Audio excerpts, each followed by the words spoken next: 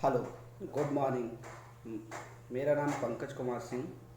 मैं आप सभी लोगों से के सामने एक वीडियो लेके आया हूँ। इस वीडियो को लेके आने का मेरा मेन मतलब क्या है वो मैं आप सभी लोगों को बताता हूँ। इस वीडियो को लेके आने का मेरा मेन मतलब सिर्फ और सिर्फ एक ही चीज़ है कि मैं चाहता हूँ कि कुछ लोग जो आज नवयुवक वर्ग है, हमारे जैसे नवयुवक वर्ग, वो अपनी कैरियर को लेके काफ़ी प्रॉब्लम में है।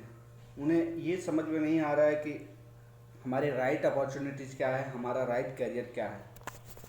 वो इस कैरियर को लेके तरह तरह के उनके मन में भ्रांतियाँ पैदा होती जा रही हैं।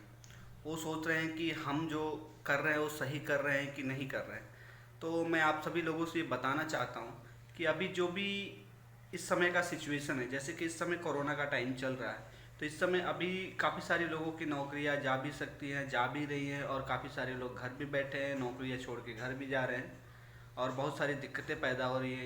ये प्रॉपर सिर्फ एक देश, एक राज्य और एक डिस्ट्रिक्ट के लिए नहीं है, ये पूरा ग्लोबल पैंडेमिक है। पूरा ओवरऑल वर्ल्ड के लिए ये चीज़ें प्रॉब्लम क्रिएट कर गई है। तो मैं आप सभी लोगों को ये बताना चाहता हूँ कि आजकल का समय ऐसा आ गया है कि जब आपको आत्मनिर्भर होना पड़ेगा। जब आपको लगेगा कि नहीं, मुझे कुछ करना चाहिए, अभी करना ही पड़ेगा। क्योंकि अभी मैं आजकल ये चीज़ें देख रहा हूँ कि जो टेक्निकल स्टूडेंट हैं, जैसे कि बीटेक, BA, या फिर डिप्लोमा, इस तरह के जो लोग हैं, इन लोगों के लिए काफ़ी प्रॉब्लम क्रिएट होती जा रही है।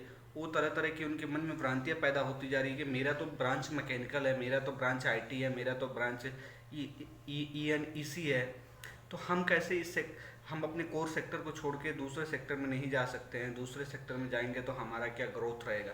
तो मैं आप सभी लोगों को ये बताना चाहता हूँ कि अभी ये सिचुएशन ऐसा है कि जिस समय आपके अपने कैरियर को लचीला बनाना पड़ेगा। सेक्टर कौन सा है, क्या नहीं है, ये डिपेंड तब करता है कि जब आपके सामने नंबर ऑफ अपॉर्चुनिटीज़ हो। लेकिन अभी ये ऐसे ऐसा सिचुएशन है कि जिस समय आपको कैरियर को लचीला बना के किसी भी सेक्टर में जाना चाहिए। अगर आप मैकेनिकल के बंदे हो तो अगर आपको इलेक्ट्रॉनिक सेक्टर मिल रहा है तो जाना चाहिए। डिपेंड्स, वर्क करता है। अगर आप उसमें बेहतर परफॉर्मेंस करोगे तो मैकेनिकल से बेहतर जाएगा। और सबका क्राइटेरिया ऑफ वर्क सेम ही होता है, सिर्फ और सिर्फ प्रोडक्ट अलग होता है, डिफरेंट मशीनिंग वर्क अलग हो जाता है। पर जो उनका जो वर्किंग क्राइटेरिया होता है, जैसे कि मैं आपको बताना चाहता हूँ, ISO सिस्टम है।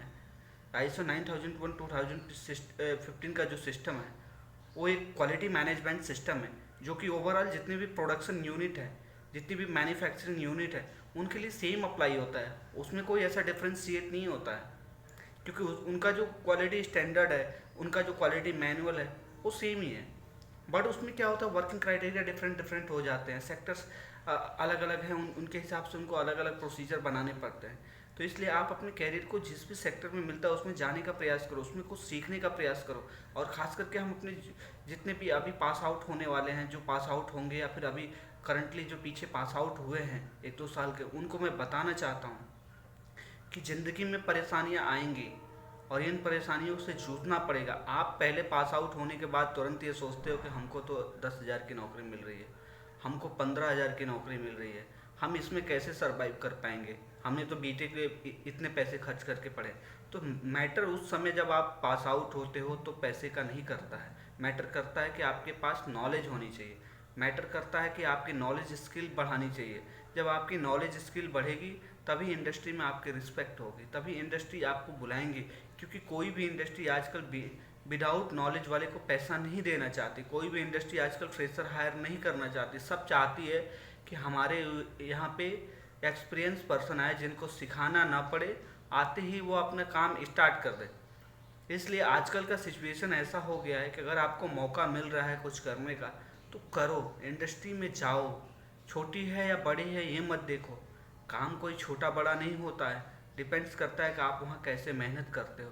और आजकल तो काफ़ी सारे इंटरनेट का ज़माना आ चुका है, काफ़ी सारे आपको ऑनलाइन कोर्सेज मिल रहे हैं, जो फ्री ऑनलाइन कोर्सेज है। ऑनलाइन स्किल्स बढ़ाने का आपके पास मौका है, ऑनलाइन जॉब करने का मौका है, ऑनलाइन पोर्टल बना के आपको बिजनेस करने का मौका मिल रहा है।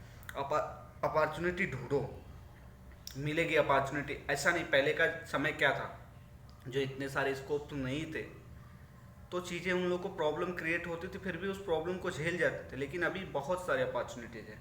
मेरे हिसाब से देखा जाए तो अपॉर्चुनिटीज़ की कमी नहीं है, बट हमारे अंदर वो डेडिकेशन, हमारे अंदर वो चीज़ें जानने की कमी है। हम उन सब चीज़ों को जानना नहीं चाह रहे। अगर जानना भी चाह रहे हैं तो उसमें अपना प्रॉपर 100% नहीं देना चाह रहे। यही सबसे बड़ी प्रॉब्लम है कि एक समस्या क्रिएट कर दे रही है। तो मेरे कहने का मतलब सिर्फ और सिर्फ यही है कि जो भी अभी नवयुवक वर्ग है, जो भी अभी अपनी जॉब से परेशान है, उन सब के लिए मैं एक ही चीज़ कहना चाहता हूँ कि आप लोग अपने आप पे भरोसा रखो। Never give up rule follow करो।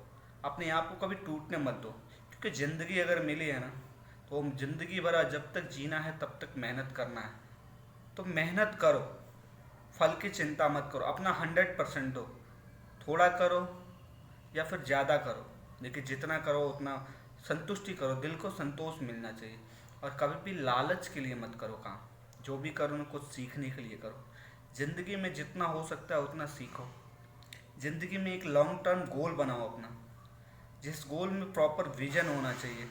आप जिन दुनिया के किसी भी परिस्थिति में फंस जाओ, कुछ भी फंस जाओ, कुछ समय के लिए आपका गोल डाइवर्ट भी हो सकता है, लेकिन उस गोल को छोड़ो मत। एक लकीर पकड़ के रखो, उसको चलते रहो। हो सकता है कि आप इसमें असफल भी होगे, सफल नहीं, लेकिन मैं इतना डेफिनेटली कहता हूँ कि अगर आपका गोल प्रॉपर राइट इन्फेक्टेड वे पे इफेक्टेड वे पे है, तो ये चीज़ें मैं 100% गारंटी से कह सकता हूँ कि आप अगर उसमें 100% सक्सेसफुल नहीं होते तो 50% तो डेफिनेटली सक्सेसफुल होंगे।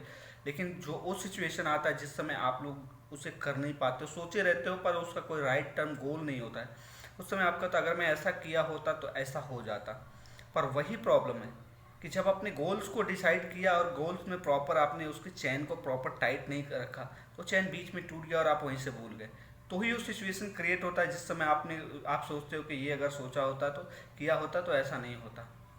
इसलिए आप अगर इसको करते हो, अगर आप उसमें 100% सफल नहीं भी होते हो ना, तो भी एक चीज़ समझ लेना कि आपके पास वो स्किल्स रहेंगे जिससे आप अपनी ज़िंदगी को संतोष दे पाओगे, आप खुशहाल ज़िंदगी जी पाओगे और आपको कभी किसी पे निर्भर नहीं रहना पड़ेगा।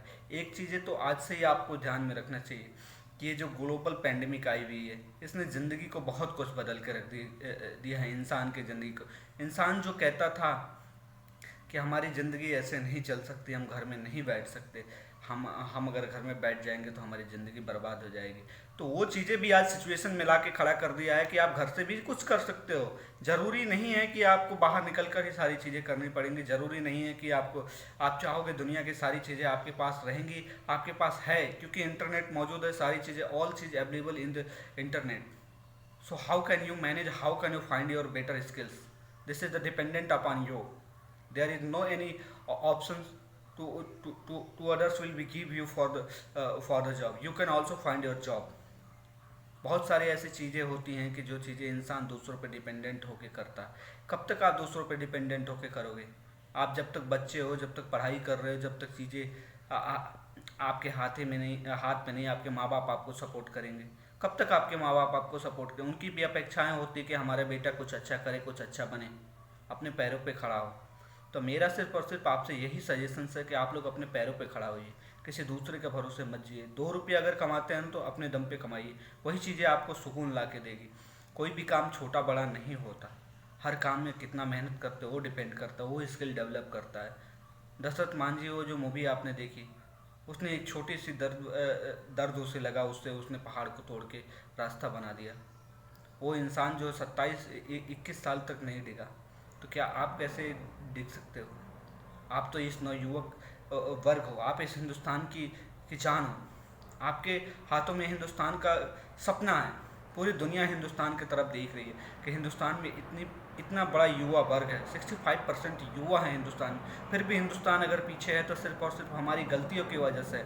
हमारे अंदर वो नव चेतना नहीं है, हमारे अंदर सबकॉन्शियस माइंड का डेवलपमेंट नहीं है। हम अपने सबकॉन्शियस माइंड से सुनते ही नहीं हैं, हमें जो मन में आता करता है। हमें सिर्फ और सिर्फ क्या है कि आराम की ज़िंदगी पसंद आती है, हमें मेहनत करने वाली ज़िंदगी पसंद नहीं आती। जब ज़रूरत पड़ता है तभी हम करते हैं, बाकी समय नहीं करते हैं। हम सिर्फ खाने के लिए जीने वाली चीज़ें नहीं चाहते हैं।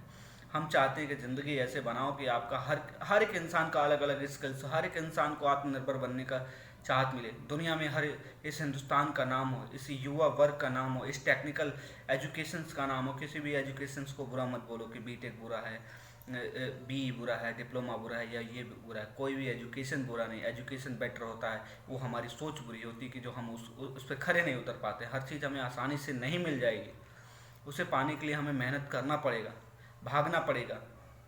तब तक भागना पड़ेगा जब तक कि हमें सफलता नहीं मिल जाती, और सफलता मिलने के बाद भी भागना पड़ेगा, क्योंकि हमें काबिलियत चाहिए। अगर इंसान के अंदर सिर्फ सफलता मात्र से ही ज़िंदगी चल जानी होती तो वो चल जाती, लेकिन अगर इंसान को कुछ अच्छा करना है, किसी और के लिए भी कुछ ज्ञानवर्धक चीज़ें, किसी के लिए कुछ ऐसा विचार पैदा करके जाना है कि जो आपके बताए हुए पद चिन्हों पर इंसान चले, तो उस